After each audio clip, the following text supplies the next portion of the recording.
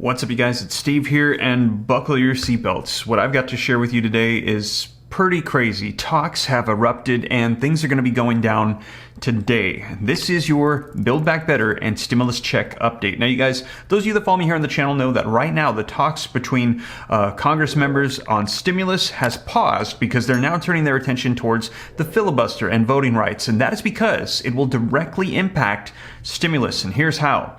Right now, the way it works in Congress is in order for them to pass through legislation in the Senate, they have to get out of the 100 senators 60 to vote in favor, and only one time per year they can use what's known as reconciliation, which will allow them to pass through legislation with a simple majority vote, or 51 votes. They can only do that one time per year. Well, right now, Congress is trying to get rid of that, what's known as the filibuster, and allow it to be that you no longer need 60 votes. You can always pass through legislation with just a majority vote. Now, right now, the way the Senate is split is 50-50, which means that if the Democrats want to pass through some legislation that the Republicans don't agree with, they have to convince 10 Republicans to get on board. But if they cannot, they'll have to use reconciliation, which means all the Democrats have to agree upon it, all 50, and then the tie-breaking vote will be by the vice president, which right now currently sitting is Kamala Harris, who is a Democrat, who will vote in favor as well.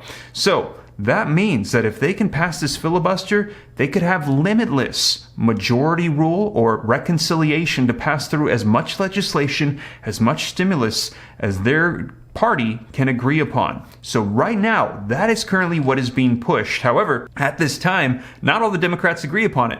Take a look what Biden should say to Manchin and Sinema on filibuster reforms today. They're going to be meeting. He's trying to get them on board to do that. Well, you guys, yesterday, President Joe Biden made a huge speech in Atlanta. Take a look, you guys. Biden calls on the Senate to change the filibuster rules to passing voting right bills in a forceful speech, and he said, "I'm tired of being quiet." Well, that made a lot of people upset, and here is why, you guys, because take a look. President Joe Biden, he painted a dire picture of our nation's future elections during a major speech on voting rights in Atlanta on Tuesday, expressing his frustration as Republicans who blocked voting right legislations and calling the U.S. Senate to change its filibuster rules to accommodate the bill's passage. Now, in this speech, he made a lot of civil rights references, and Republicans are saying he went a little bit too far. Let me know your thoughts. Take a look at this, you guys. He said, "Not a single Republican has displayed the courage to stand up to a defeated president to protect America's rights to vote. Not one, Biden said." And he said, listen to this. "Do you want to be on the side of Dr. King or George Wallace? Do you want to be on the side of John Lewis or Bull Connor? Do you want to be on the side of Abraham Lincoln or Jefferson Davis?" And Biden asked, "This is the moment to decide, to defend our election, to defend our democracy. If you do that, you will not be alone." And you guys, Republicans were not very happy with that, saying that he made this a civil rights thing and said pretty much that if they didn't agree to go and change the filibuster rule, that they were essentially racist. And that is literally what was said by Mitch McConnell. Take a look, you guys. Mitch McConnell just broke up with Joe Biden. Wow. And that is huge news because, as you guys know, Mitch McConnell is probably the one Republican in Congress that has the greatest relationship with Joe Biden. They're actually like good friends. And they're saying after that speech, they just broke up. Take a look, you guys. McConnell says that Biden's speech was incoherent, incorrect, and beneath his office. And you guys, I'm going to share with you the entire video clip of what was said so you can see it for yourself. But just take a look at this small bit right here. "In less than a year, restoring the soul of America has become this: agree with me or you're a bigot. Agree with me or you're a bigot." A president shouting that 52 senators and millions of Americans are racist unless he gets whatever he wants. Wow. So I'm going to share with you the whole thing here in just a second. But you guys, there is a lot unfolding, and it's all going down today as he's going to be meeting with Kyrsten Sinema and Joe Manchin to see if they can get this done. And this could change everything, you guys, especially for stimulus, as they will have limitless amounts of majority vote or reconciliation for any legislation they like if this filibuster rule changes. Let me know your thoughts in the comments down below, you guys, but we're going to dive right in. And also just wanted to say thank you for all the support on the second channel, Steve Ram Finance. Going to be getting that second video ready here very soon. Got the first one up where I share with you some advice I received from a multimillionaire several years ago on financial freedom. He said, listen, here is the secret to financial freedom. There are 3 things you must focus on, and if you do, you will also become financially free. And I listened to him, and it worked. So I just hope that that video helps out a lot of people. If you're interested in joining that channel, seeing the content, I'll pin a link down below in the description and in the comments so you can go click it, go subscribe, and watch the videos. I hope they're a blessing. But you guys, let's go ahead and dive into the information coming out today on economic news. And before we do though, do me a quick favor, smash the like button for the YouTube algorithm. Just takes a second, really helps me out a ton. Thank you so much, I appreciate it. Also leave your comments, share this out. If this is your first time here and you like to stay up to date, totally free to do so. All you gotta do is hit the subscribe button, turn on that notification bell, and if you got any specific questions for me, shoot them to me in the DM on Instagram at SteveRam3.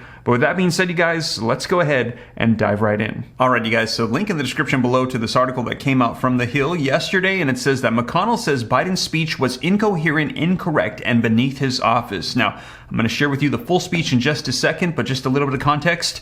Senate Minority Leader Mitch McConnell on Wednesday offered a blistering rebuke of President Biden's speech in Georgia in which the president pushed for the voting rights and changing the legislative filibuster, saying that it was abandoning rationale persuasion to pure demagoguery. Look, I've known, liked, and personally respected Joe Biden for many years.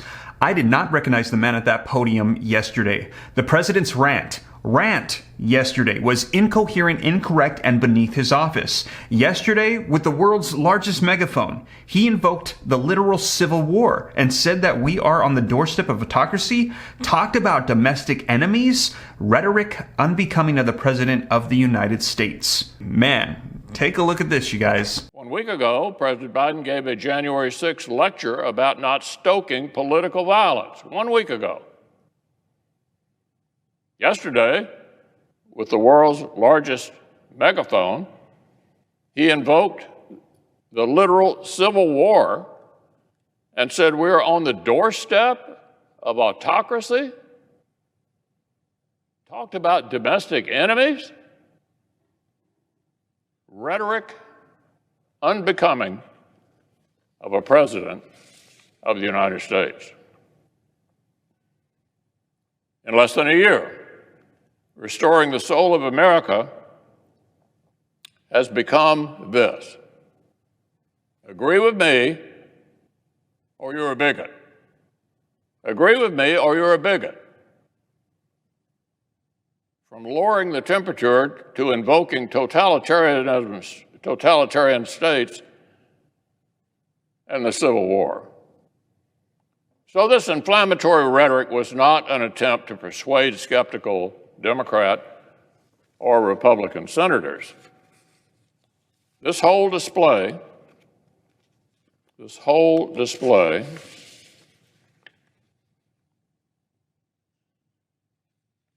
in fact, you could not invent a better advertisement for the legislative filibuster than a president abandoning rational persuasion for pure demagoguery. You could not invent a better advertisement for the legislative filibuster than what we've just seen: a president abandoning rational persuasion for pure demagoguery. A president shouting that 52 senators and millions of Americans are racist unless he gets whatever he wants is proving exactly why the framers built the Senate, to check his power. Wow, really strong words there from Mitch McConnell. Let me know your thoughts in the comments down below, you guys. But it looks like if in that speech Joe was trying to convince Republicans to get on board, it didn't work. Looks like it actually backfired. Looks like Republicans are digging in, saying they are not going to support it. Now, let me know your thoughts. And we also heard there Mitch McConnell reference the way that Congress is set up. As you know, the president can't just decide everything. We have 3 parts of Congress to determine everything. It has to go through the president, the House, and the Senate. And right now he's saying that we should not be changing the Senate rules and the way it's set up to pass legislation. He said for that exact reason, because we don't want somebody just saying all kinds of stuff that's going to get out of control and things like that. We have all the different parts working together. Let me know your thoughts, you guys. That is what Mitch McConnell had to say on it. Now today, President Joe Biden is going to be meeting with Joe Manchin and Kyrsten Sinema to try to get them on board for the filibuster. Now we will see if he'll be able to do so, because he's had similar talks with Joe Manchin and said that they were going well and things kind of fell apart. And actually, those are still kind of going on in the background as well. We're hearing that Congress is pushing for more stimulus packages.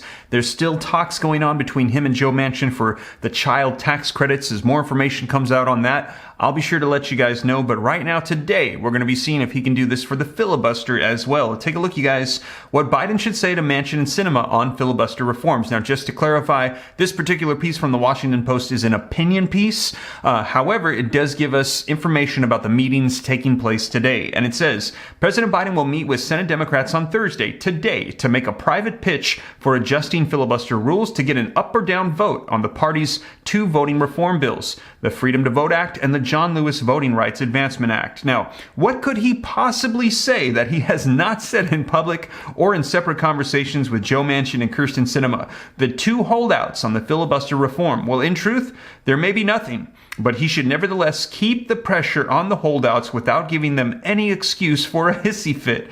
Wow, you guys, let me know your thoughts. Now, we had also heard the same thing with stimulus. They were applying pressure. Joe Manchin said, you guys need to back off. You need to rethink your strategy and how you're approaching me and maybe modify the legislation, because I'm not okay with not only the bill and the debt and the inflation, but also your approach and the way you're calling me out. And here we're hearing they might be doing the same thing again with the filibuster, and we'll see. But last time with stimulus, didn't really get Joe Manchin on board. But that is going to be going on today. And as news comes out on that, I'll be sure to let you guys know. So you guys, that is the latest happening right now today with economic news. Things are getting very intense with the filibuster changing the rules for passing through legislation, which could directly impact stimulus reconciliation bills to just be limitless.